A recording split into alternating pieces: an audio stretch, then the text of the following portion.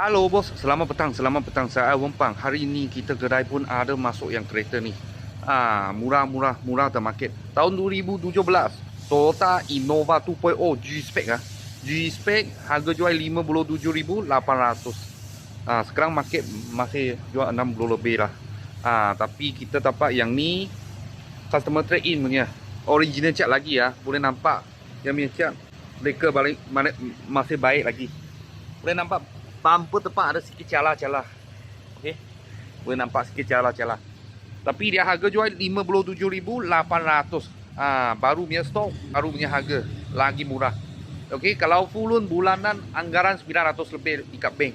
Boleh 7 tahun 7 tahun. Kredit boleh sampai 9. Innova ini sekarang model masih sementara masih ini model lah. Masih ini model, lepas tu satu MPV kereta. Lagi dia sudah ubah ada sikit-sikit barang lah. Tapi dia pakai 2 VTI lagi. Enjin 2 VTI. Lepas tu belakang sub.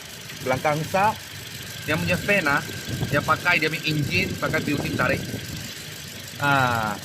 Lepas tu dalam boleh nampak dia itu warna hitam punya. Itu tulang dia punya frame tak sama. Tak sama. Serupa macam Hilux lah. Dia punya S-over pun ada ikat pada body mas. Boleh nampak. Okey, rem tek kat sini semua original.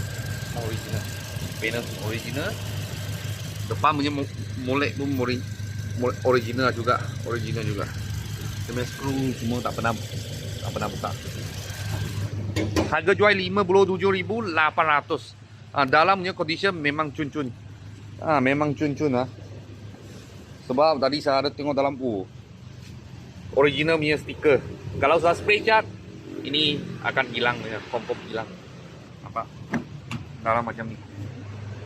Okay, dia punya seat tepi ini kain selalu koyak punya, tapi ini tak ada koyak. Mileage 94,000. Steering pun cantik juga. Sebab mileage dia rendah saja. Okey.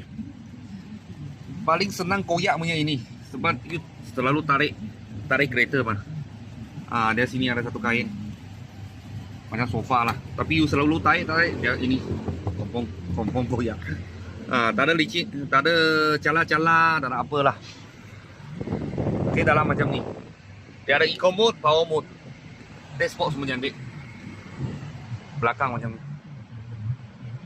Dia seat semua cantik, dalam condition semua baik lah. Boleh nampak. Tepi sini pun tak ada celah. Okey, atas ada lampu lagi lah.